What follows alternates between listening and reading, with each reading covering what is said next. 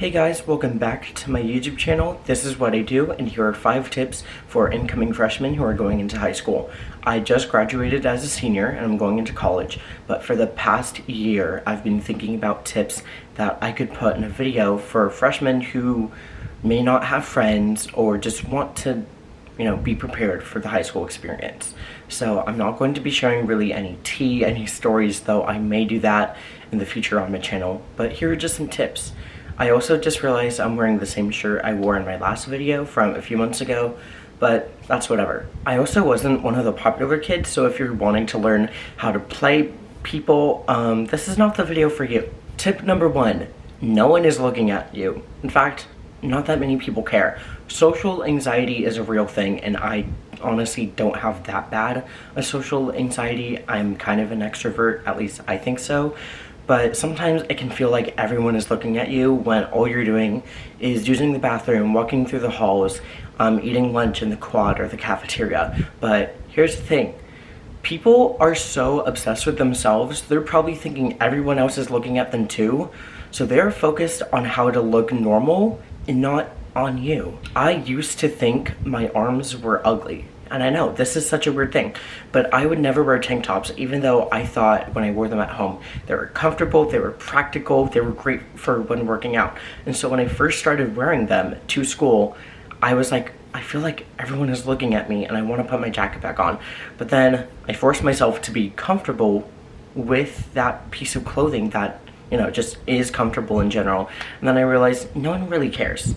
No one cares that much. And social anxiety can't be magically fixed, so that may be something you want to go to a therapist about. But if you're just feeling a little unsure of yourself and you feel like you don't fit in, that doesn't matter. You'll find your group. And about finding your group, here's tip number 2. You want to make friends who have the right priorities. I feel like you've definitely heard this from your parents or just relatives that you want to have friends who focus on academics. And here's the thing about high school.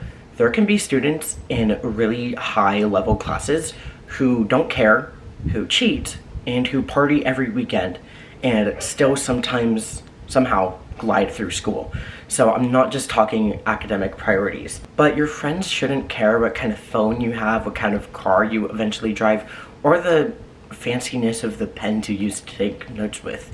Your friends should care about you as a person, your character, and how you treat them and other people instead of anything monetary or like your outside appearance.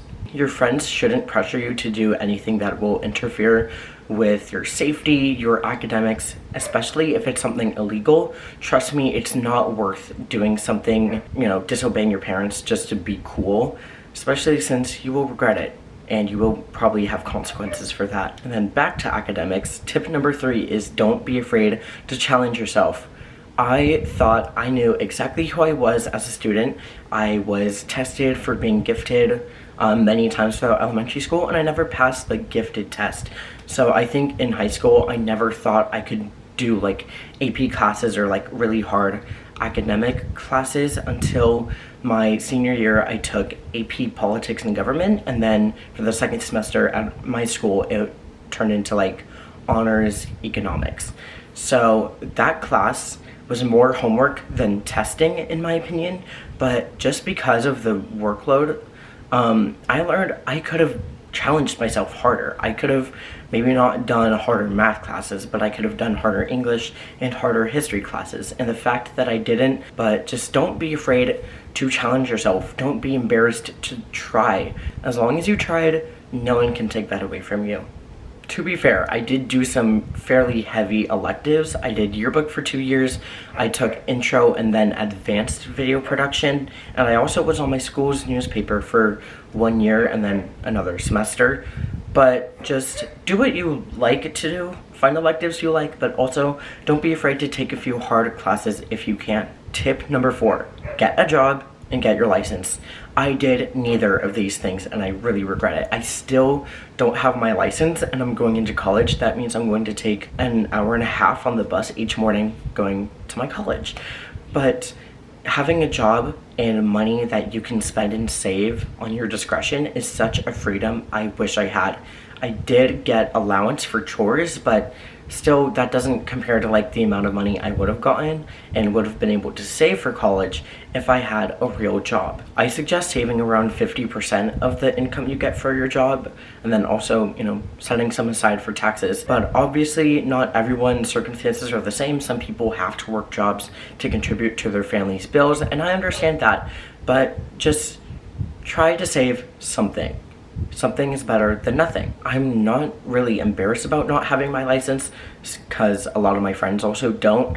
It's more that I just feel like I missed out on the freedom that came with it. Even if I didn't have my own car, I could at least drive myself places. And my last tip for today is to be financially responsible. I already talked about saving if you get a job, but I mean more about like responsible with your friends. Like pay your friends back. And also just don't borrow money if you know you won't be able to pay it back for a long time or even ever. Don't be afraid to admit you're too broke to do something with your friends, because if you chose the right friends, then they will understand and either offer to cover you or be like, hey, you can just pay me back, or you guys can find something to do that's inexpensive or just free as a group. Actually, here are some free things you can do with your friends. You can go to the beach if it has free parking. You can go to the park. You can take a walk. You can go on a hike. You can go to your local library. You can watch movies at home instead of going to your theater. You can also just walk around the mall without buying anything. And also you can do album listening parties if you and your friends have artists that you like and you get to listen to the albums together for the first time. I did this with my sister and some of her friends for the Tortured Poets department, and it was just a fun experience to look at all the lyrics at the same time and be listening to it for the first time together as a group. But if you're going out to eat with your friends, don't wait till the bill to figure out if you're splitting the check, if one person is paying and then everyone is paying that person back. Trust me, it's just not worth the hassle. You want to discuss those things before you step into the restaurant. And then also, I've heard it helps the servers to tell them if you're splitting the check or not once you guys like sit down and they come over to your table. Because if you wait till after, that can just create a ton of extra work for them. Also, if you're feeling generous and you have extra money, just feel free to be generous with your friends, like cover their coffee or something. Friends will just really appreciate that, and if they do it back to you, you'll also get to know how it feels. Thank you so much for watching. Those are all the tips I have. Again, leave any tips you think I forgot or people should know in the comments, and see you guys in the next video. Bye!